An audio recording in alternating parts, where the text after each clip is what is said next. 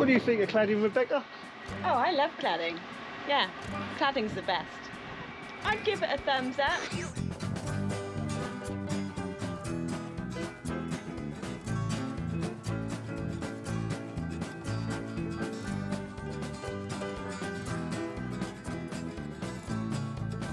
Cladding. Why do I like cladding? Why do I build my camper vans and use so much cladding? The simple reason is it's really easy to change and manipulate and take apart and rebuild. And that's what brought me onto this video, because that's exactly what I'm doing today. I'm just making a few changes, and I thought about this question that I was recently asked, and I thought maybe I'll just make a little quick video to explain why I like cladding. I'm just adding some extra sockets, and look how simple it is. I've simply taken a bit of cladding down from under my cupboard. Now imagine if this cupboard was built out of one big long piece like the other side. I'd have to take the whole lot down to run the wires, but because it is cladding I can just take a little section down, and I'll spin you around again.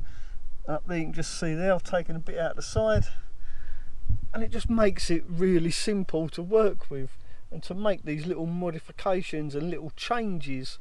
I mean, the other day I changed one of my cupboard doors as well, modified that. I made it slightly slimmer so that I could fit some plastic boxes in, because the way I built it, it took up about this much too much room, the back of the door, so I had to cut a little bit off. I'll just shimmy off my bed if I can. Oh, I've got to say, it's getting nice and warm in here. It was freezing this morning, and I thought, since I'm going to do some work on my van, I might as well keep the fire going, so I have. Take a look at that. Oh, she's roaring away. What a beaut.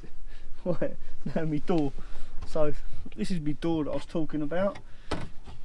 As you can see, I sliced a little bit off of there because I wanted to fit these plastic tubs in, and they were just a little bit too big. So yeah, simple, so simple. That's why I like cladding. It's a bit like a Christmas tree. It's an evergreen and it's sustainable, so I'm led to believe. How sustainable any wood is, I don't know, but I'm led to believe that it is a sustainable wood, and they plant birch trees purely to produce cladding. Now, because it's a soft wood, this is another good thing, it's ever so light. It is really incredibly lightweight, unlike furniture board, which a lot of van builders use, and this is like compressed stuff. It's basically compressed sawdust, and they use glue to bond it and compress it all together, which makes it extremely dense and extremely heavy, unlike cladding. And the other thing with this is it is a natural wood. It doesn't smell. Well, actually no, it smells of wood.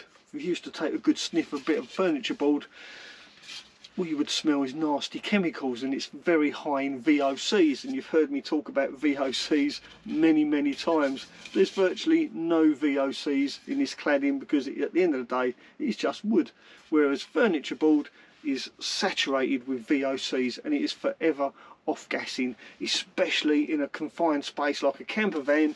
You've got all those VOCs off-gassing, and in the summer, I mean, I've been in some camper vans, and the fumes, it's like walking into a paint shop. It's unbelievable. And that's another reason I don't like using furniture board, because of the VOCs. Whereas cladding, virtually VOC free, volatile organic compounds.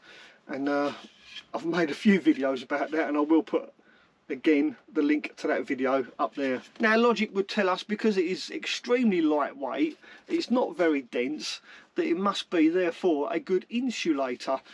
I don't know the R value of cladding. I'm sure somebody does, and if you do know the R value of 7.5mm cladding, then please do leave a comment in the comment section below. I'd be quite interested to know. Unfortunately, I didn't look it up. I should have looked it up before I made this video. Now, it wouldn't be right of me to make this video without pointing out the pitfalls of using cladding, and one of those pitfalls is that it curves. If you look at the front of my drawer, you can see, because I've made this out of cladding, you can see that curvature in the drawer. I'll just move it down a little bit. You can see it curves there, and it does this when it dries out, and it always seems to curve that way, which I guess isn't too bad. But the thing is, when I shut my drawer, you can see there's a gap at the top, and that's because it is actually curved out. And all the cladding I've ever used seems to do this, and it has done this throughout. Look, even the bottom drawer does the same thing. You just see that curvature in the wood. And this is quite a common thing with cladding, it does tend to do that. And the other downside is, and that is that it does dry out and it does tend to shrink a little bit. And this is really noticeable in my ceiling, because I've stained my ceiling and I've varnished it over a period of time. It's been a year, it has kind of shrunk a little bit, and it's really noticeable, especially on this side of the van, just above my wood burner. And I'll show you what I mean. You can just see, I've put a light on there, you can see the white wood in the groove where it has actually shrunk. There you go. I think the camera can pick that up just about. So there you go, that's just one other thing. You just got to bear that in mind, that it does shrink, and maybe you're going to have to revarnish it or repaint your cladding after a year or so. Now the other thing is, you'll notice I've got screws everywhere in my cladding. That's because I don't use cladding clips. I've not managed to find any cladding clips that are really that strong. They do seem a little bit flimsy and a little bit weak to me, and because it's a moving vehicle, if I go over any potholes or anything, the last thing I want is my cladding to start coming off the walls. So that's why I don't use cladding clips. So what I do is screw into the cladding and into battens.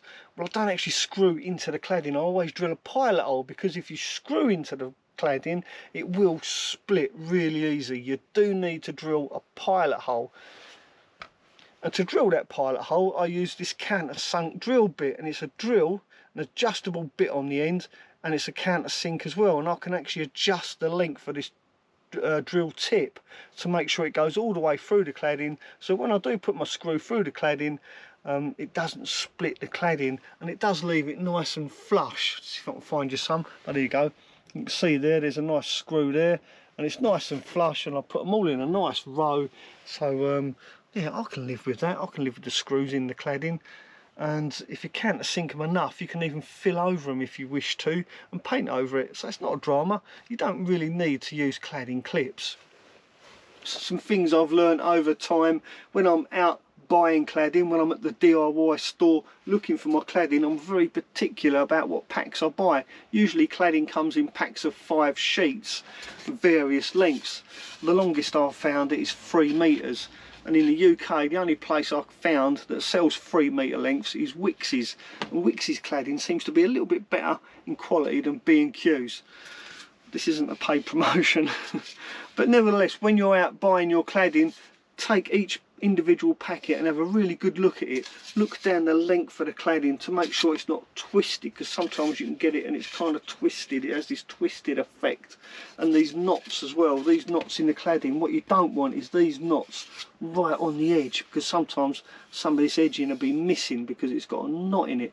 And also this edge here, some of them get broken because it's very fragile. You can see it just tears off, and you'll get packets with this strips of this broken off. So be very, very careful when you're out buying your cladding. Check each pack before you put it in your trolley, and also look for cladding that's already split, because sometimes it will split during the drying process. You'll get home, you'll undo a pack, and you'll find that some of the strips are split. So be very careful when you're out buying your cladding. Just choose your packs wisely. Look for knots, look for splits, and look for these edges that have been knocked off. Yeah, during the delivery process they might get banged and this edge gets broken off. I'll just demonstrate how easy that breaks off. He says, there you go. See, it breaks off really easy. It is quite fragile stuff, but at the end of the day it's soft, hard, fast growing wood, so it's not oak or rosewood. So yeah, when you're out shopping for your cladding, just check every pack before you take it to the checkout counter. Now you all know I've got a wood burner, and the cladding offcuts makes excellent kindling because it does split really easy. So I guess that's not such a bad thing after all. Gets my fire going really quick. Now of course one of the other great things about cladding is you can paint it any colour you like. As you can see, I've got blue doors, I've got white walls, and just look at my beautiful ceiling. And it's all made out of the same material. that's got to be good, right? You can paint it any colour you like, as long as you remember to use paint that is low in VOCs.